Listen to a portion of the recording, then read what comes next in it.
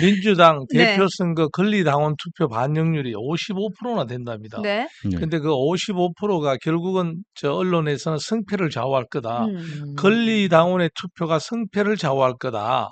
네. 우리 국힘으로서는 굉장히 좀 생소해. 사실 그런데 민주당도 이제 이번에 처음이잖아요. 개딸들은 누구를 선택할까? 네. 그리고 국민의힘 책임 당원 투표 반영률은 차후 얼마나 반영될 수 있을까? 이런 문제인데 우선 하나 민주당 대표 선거 권리당원 투표 반영률을 네. 55% 성패를 좌우한다면 개딸들은 그럼 누구를 선택할 수 있을 것입니까? 음. 우리 먼저 뭐 그러면 이제 민주당 구조를 보면요. 네. 민주당의 권리 당원이 112만 명 정도 됩니다. 네네. 그리고 이제 여기에 반영되는 비율이 55%고요. 네. 그다음에 15%는 대의원이라고 있습니다. 지금 음. 민주당 현재 대의원 수가 한 17,000명에서 2만 명 사이 확정은 안 됐는데 이 정도인데요.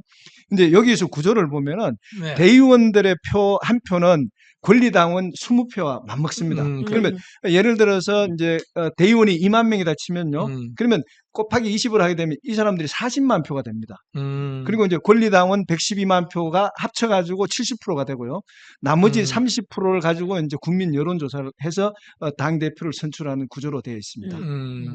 그러면 그것을 의석수로 나눌 수는 있습니까? 지난번에 우리 네. 원내대표 선거할 때 권리당원 투표수가 국회의원 34명목을 한다든지 이렇게 네. 표현하는데 네. 저렇게 나누어서 이렇게 볼 수 있습니까? 그냥 55%는 그러니까 전체를 100이라고 음. 봤을 때 네. 112만 표가 55%가 되고요. 네. 그다음에 이제 2만 표 가까운 대의원 표가 15%가 되고요. 나머지 30%가 이제 국민 여론조사가 됩니다. 100을 봤을 때. 그러니까 그 중에서 가장 큰 것이 권리당원이 제일 비중을 많이 차지하고요. 그다음에 이제 대의원이 차지합니다. 그러니까 대의원의 한 3배 정도가 권리당원이라고 보면 되고요. 그다음에 이제 대의원 표와 거의 이제 맞먹는 게 이제 국민 여론조사입니다. 그러니까 권리당원 표가 굉장히 높다고 보면 됩니다.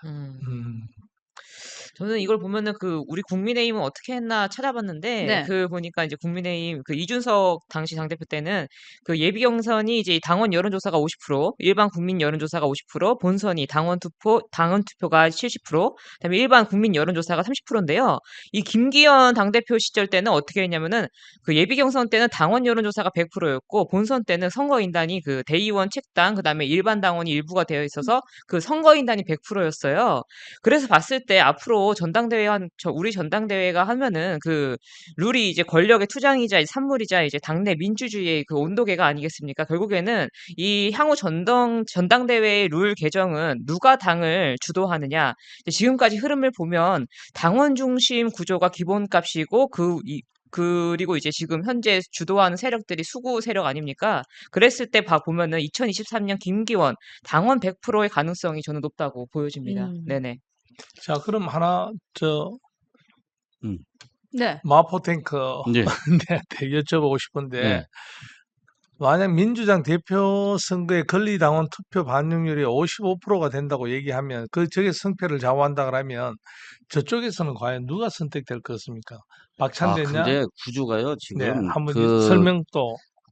이 대의원이 있잖아요. 네. 대의원이 한 표가 20표라고 그랬잖아요. 네, 네. 예, 그게 상당히 큰 겁니다, 지금. 네. 예, 그리고 이 대의원을 아주 오래전에는 대의원도 선거를 해서 뽑았어요. 근데 아마 지금은 이제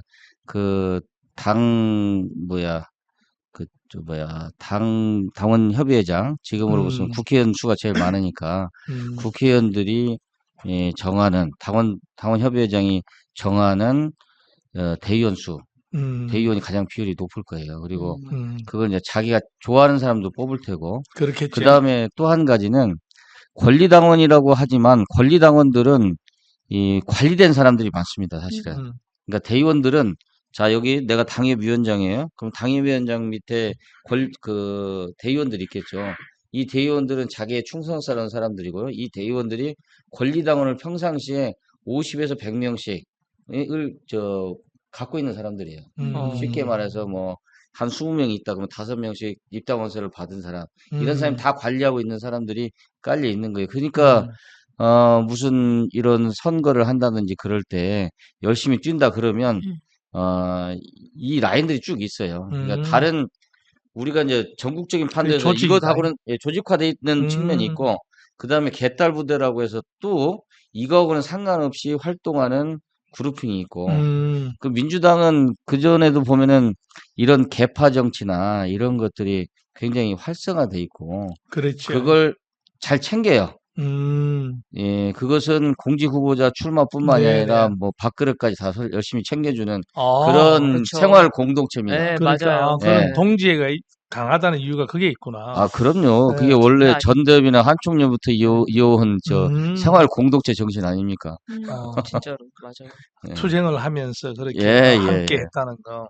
굉장히 음, 조직이 유기적으로 딱 짜있네요, 그렇죠? 네. 예, 예, 아니, 예. 그러니까 뭐 지역사회에서 뭐 사회적 경제라든지 무슨 사회적 기업이라든지 뭐 이런 것들 만들어내고, 그 다음에 관변에 필요한 여러 조직들을 만들어내서 그것을 생활 공동체로 구축해 온 것이고, 그게 이제 지난번에 박원순 시장 할 때는 서울에서 그런 체제를 마을까지 다 만들기 시작했던 거 아닙니까? 맞습니다. 음. 예.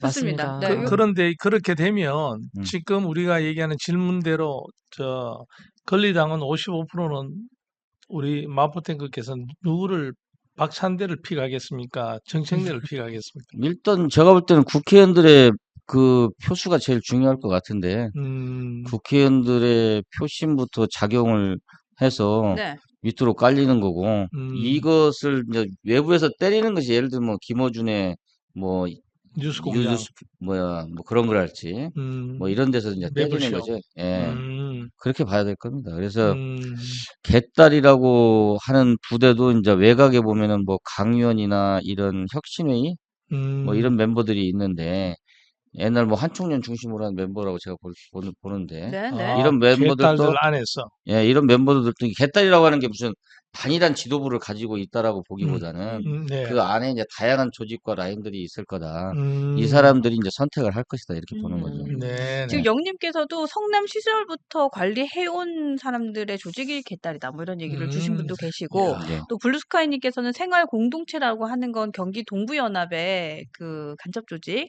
네. 일환이다라는 얘기를 해주신 분도 뭐 하여튼 계십니다. 그래서 다양한 의견들 주시고 그러니까 계시고요. 그렇다면 이제 경기 뭐 경기 성남 동부는 시민의 옛날부터 유명한 사실 네. 네. 제가 이렇게 표현해도 될지 모르겠습니다만 네. 하여튼 앵벌이 조직입니다. 앵벌이. 아. 옛날부터 유명한 앵벌이 조직이다. 네, 이런 제가 이렇게 얘기. 얘기하면 이제 그 경기 동부 애들은 저를 아주 잡아 죽이려고 할 텐데. 네. 그러니까 파들이 네. 이제 그 안에 개딸들 그 안에도 파들이 그렇죠. 성남 시민파, 네. 그러니까 동부 연대파, 음. 예를 들어 경기지사 있을 때 만드는 파 음. 이런 것이 내부적으로 다 이렇게 모여서 유기적으로 각자가 이제 목소리를 내고 그러니까 네. 뭐 지금 정청래하고 우리 박찬대가 싸우는 거는 서로 파가 다른 파에서 싸울 수가 있다 이렇게 봐야 된다, 그죠? 한 분화되기 목소리가 나오고. 시작한다고 봐야 되겠죠. 어. 네. 왜냐면 네네. 또 그러니까 박찬대 뒤에는 이재명은 있지만 음. 정청래도 팬심이 굉장히 커요, 이 사람들. 그럼요, 예, 팬심이. 예, 예. 그러다 보니까 사실 이게 그 분열될 수 있는 조짐이 있는 거죠. 그럼 음. 제2의 개딸이 또 탄생할 수도 있겠네요. 아니 개딸 예. 내부에서 이제 파가 아니 이제 정청래의 개딸이 태어날 수도 음. 있다. 근데 뭐 근데 그 정도는 그 아닌 정도 것 아니에요? 같아. 아 제가 너무 올려치기 했나요? 올려쳤어요. 올려쳤다. 예. 하여튼 네. 이 개딸들의 앞으로 분열을 음. 또 이렇게 지켜봐야 되죠. 그죠? 지켜봐야 네, 되겠죠. 네, 좋습니다. 네. 종 한번 쳐주세요. 저 다음 얘기 좀 이어가고 싶습니다. 네, 오케이. 딸랑딸랑.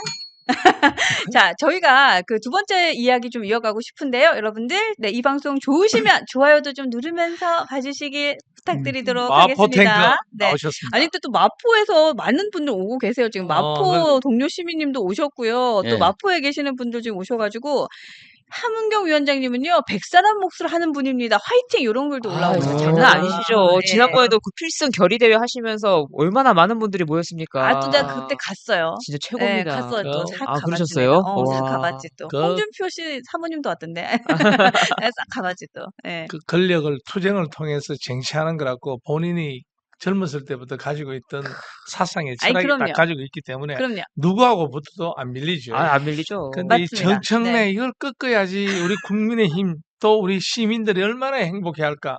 마포 탱크가 물리쳤다. 야, 이 생각만 해도 근데 갑자기 가슴이 먹먹해지네. 우리 함 위원장님 약간 국민의힘이 바뀌지 않는 이상 진짜 어렵습니다. 쉽지 않다. 맞아요. 개인기로는 힘들어요. 맞아요. 예, 개인기로 쉽지 않아요. 개인기가 아무리 좋으면 뭐합니까? 당이 이런데! 그러니까요. 예. 그래도 어지간하게 받쳐주면 정청래보다야 우리 마포탱크 참 아니, 함은경 위원장이 이건 비교가 안 될 비교하지 건데. 마세요. 어디다가 비교를 그 우리 옛날에 비교를. 감사합니다. 전생래 씨는 옛날에 찌라시 돌리고 이랬잖아. 아니 그러니까 예, 얘는 안 돼, 선수 안 돼. 축에도 들어오지도 못했는데. 그러니까 안 돼요. 네. 자, 종 한번 쳐주세요. 다음 얘기 할게요. 네. 저도 자. 이거 한번 쓰려고 그랬네. 아니 우리 위원장님이 옛날부터 그게 있어요. 칭찬을 들으면 어쩔 줄 몰라 하셔. 칭찬 공격에 막 약하신 분. 칭찬 이러면은 어휴 뭐 어떻게 해야 될지 모르시고. 좋습니다.